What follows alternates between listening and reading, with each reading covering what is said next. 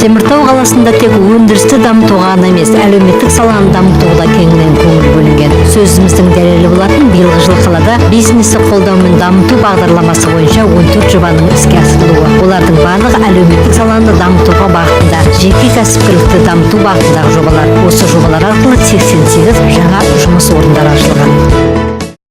Жалпы айтатын болсақ, ағымдағы жылы бизнесті қолдаумен дамытуға бағытталған мемлекеттік бағдарламасы аясында 14 жоба іске асып жатыр.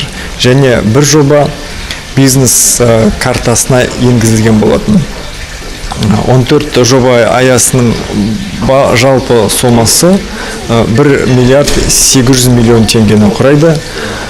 Іске қосылғаннан бастап бары 88 Теміртау қаласының азаматтарын жұмысқа тұрғызу жоспарланып отыр. Ал картаға енгізілген жобамыз жылдың соңында, желтоқсан айында іске асады деп күтіп жатырмыз.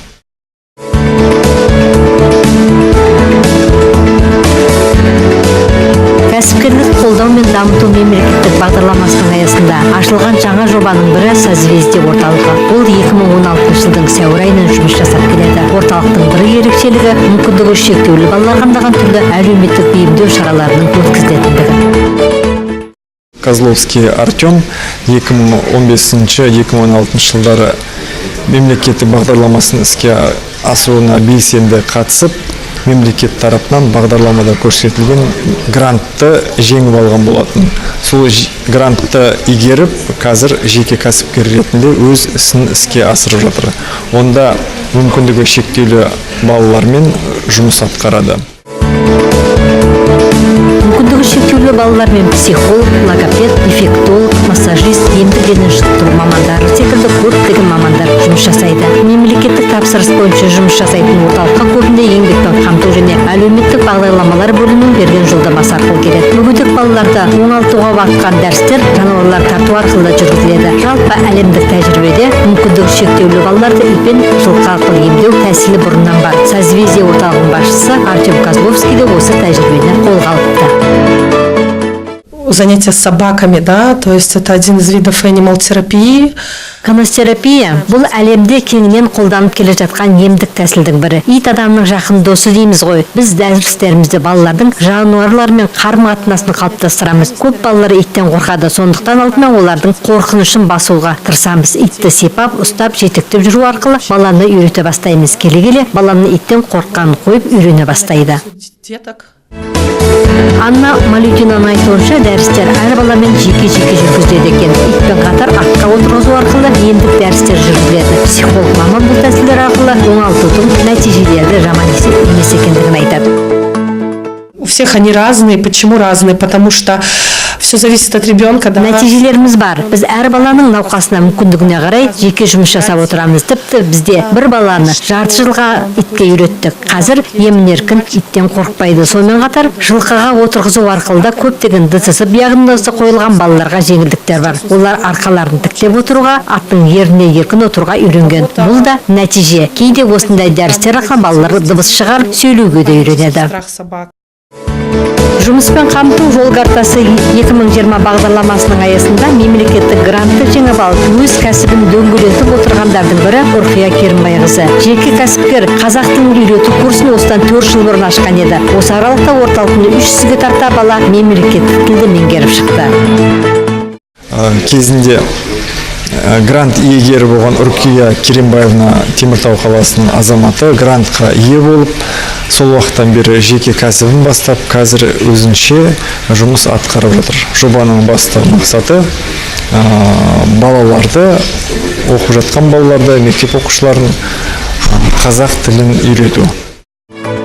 Орталықтағы дәрістердің барлығы осындай ойын түрінде жүргізіледі. Үрқия Керімбайқызы орыс аудиториясындағы балалар үшін қазақ тілін үйретудің өзіндік тәсілін әзірлеген. 4 жылдан бері дәрістерді авторлық тәсілмен жүргізіп келеді. Нәтижесі де жаман емес екен. Өзім әзірлеген бағдарлама көбінше балаларды сөйлету үшін ойын түрін аламыз, жағдаяттарды аламыз. Ересектер де қазір бар, ересектермен де әртүрлі жағдаяттарды жұмыстарына керекті болған сөздік қорларын алып тұрып жұмыс істеуге болады. Мына грамматика жағыны ойынмен ұштастырып өткізіледі. Өйткені мына математика, физиканы да алып қарасақ, формуланы қолданып тұрып, ары қарай бірінші жеңілден бастап, кейін ары қарай қиын мәселелерді істей бастаймыз. Бұл жерде дәл сондай қазақ тілінің грамматикасын схема түрінде барлығын құрастырып шықтым. Бала схемаға қарайды, ары қарай алып кете береді. Орыс тілінде, орыс мектебінде оқып жүрген балдарды қазақ мектебінің программасымен оқытып шықтым 4-ші классқа дейін. Ары қарай Нұрмақова математикалық мектебіне олар өздері түсіп, 3 оқушым сонда түсті. Біреу биылғы жылы грантпен бітіріп Нұрмақова мектебін қазақ тілінде бітірді. Орыс тілінде, орыс мектебінде оқып жүрген бала қазақ тіліне ол жерге барып, қазақ тілінде мектепті өте жақсы үздік бітіріп шықты. Қазір Гумилова университетінде грантта оқып жатыр. Сондай жаңа табыстарымыз бар. Қазіргі кезде тек қана қазақ тілі емес, бұл жерде математика, физика, орыс тілі, ағылшын тілдерінен сабақ жүргізіліп жатыр. 2 кабинет бұл жерде жұмыс істейді. Келешекте енді мұғалім дайындап үлгере алсам, Қарағанды, немесе Астанада да орталық ашамыз ба деген ойым бар. Мұғалім дайындауға егер менімен бірге жұмыс істесем дегендер болса, жастар болса, тәсілі үйретуге мен дайынмын. Владислав Акенфеев жоғарғы оқу орнының студенті. Ол да осы орталыққа келіп 3-4 айдың ішінде қазақ тілін емін-еркін сөйлеуге үйрендім дейді. Сұхбатты бізге қазақ тілінде берген Владислав еліміздің әрбір азаматы мемлекеттік тілді білуі тиіс деп санайды. Қазір университетте оқимын. Және осы методика мен оқығаннан бастап, мен қазақ тілім жоғары деңгейге шықты. Бұрын мен сөйлеспейтін едім, қазақша түсінбейтін едім. Және 3 айдың ішінде мен түсіне бастадым, сөйлесе бастадым. Шынды айтсам, осы методика бойынша қазақ тілін оқу бір ғанибет. Біз Қазақстанда тұрамыз, содан әрбір адам, кез келген адам қазақша сөйлесу керек. Мемлекеттік тіл еліміздің болашағы. Олай болса, еліміздің әрбір азаматы мемлекеттік тілді меңгеруі тиіс. Ұрқия Оңғарбаева өзінің әзірлеген тәсілі бойынша балаларды 3-4 айдың ішінде қазақ тілін үйретіп шығаруға болады деп отыр. Сабақтар күнделікті жүреді. 3 реттен аптасына келіп оқыған адамға 3,5-4 айдың ішінде, егер былайша күнде осындай 3 реттен келіп жүрсе, аптасына 4 рет келіп жүрсе, 3,5-4 айдың ішінде қазақ тілін еркін сөйлетуге болады. Бұл жерде тем более мынандай ойын ғой. Балалар жаңағы грамматиканы беріп атқанымды алғашында түсінбейді. Мен сөйлеп жатырмын деп ойлайды.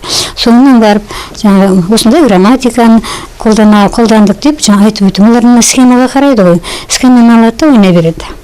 Негізінде ана жерде барлығында грамматика жатыр. Формула сияқты беріліп отырады. Теміртау қаласындағы жеке кәсіпкерлікті қолдаумен дамыту мемлекеттік бағдарламасының аясында іске қосылған жаңа жобаның бірі Батырук фитнес орталығы. Келушілерге барлық жағдай жасалған, тіпті балалар үшін арнайы бұрыш та ашылыпты. Әлеуметтік бағытталған жоба болғандықтан жеңілдіктер де қарастырылған. Жеке кәсіпкер Атабаева Софияның іске асып жатқан Фатрус фитнес клубы болады. Бұнда келіп айналысуға барлық жағдайлар жасалған. Қосымша айтып кететін, жеке айтып кететін, ол мүмкіндігі шектеулі азаматтарды тегін түрде дене шынықтырумен қатысуына жағдай жасап отыр. Және де үйден кішкентай балаларға қарап шыға алмайтын аналарымыз болатын болса, ол азаматтарға да балаларға ойнауға бұрыш жасап жағдай жасаған. Сергей Миллер екінші топтағы мүгедек. Ол аптасына 3 мәрте осы залға келіп тегін жаттығады екен. Залда қазіргі заманғы жаттығу құралдары бар. Барлық жағдайда жасалған, тіпті жаттықтырушылар да кеңес беріп тұрады дейді Сергей. 3 раза в неделю хожу я бесплатно для инвалидов. Сделали Аптасына 3 мәрте келіп жаттығып тұрамын, бәрі тегін. Айтатын мүмкіндігі шектеулі жандар үшін бәрі тегін, әр жағдайдың бәрі жасалыпты. Жаттықтырушылар да қажет болса, кеңестерін айтып тұрады. Бәрі көңілден шығады. Мүгедек жандар үшін мұнда залдарға келіп жаттығудың пайдасы көп. Көпшілігі үйлерінен шықпай жатады ғой. Ал залға келіп жаттығу арқылы көпшілікпен қарым-қатынас жасайсың, денсаулығыңды жақсартасың. Ал тамаша қоғамдық әлеуметтік моншасы екінші деңгейлі банктен несиені субсидиялау жүйесі арқылы іске қосылған жобаның бірі. Жеке кәсіпкер банктен несие алып, Теміртау қаласының кәсіпкерлік және ауыл шаруашылығы бөлімінің қолдауымен осы әлеуметтік жобасын ашып отыр. Субсидиялауға бағытталған механизм іске асырылып жатыр. Онда да азаматтарға жеңілдік жасап, қолдау көрсетіп жатыр. Несиеге субсидиялау жасап жатқан. Ал екі кәсіпкер Козловский мен және Үркия Керимбаевна олар кезінде грант алған болатын.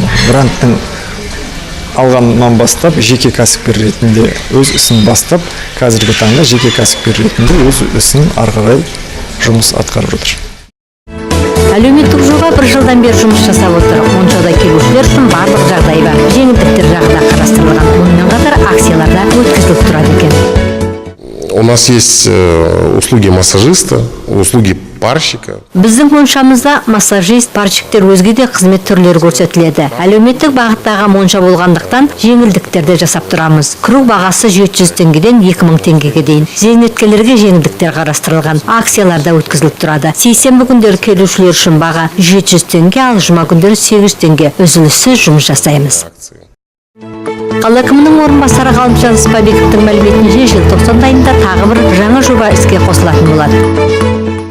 Жылдың соңына қарай іске қосылатын жобамыз ол жауапкершілігі шектеулі серіктестігі НКР 1 кәсіпорны. Ол жеке бос жерден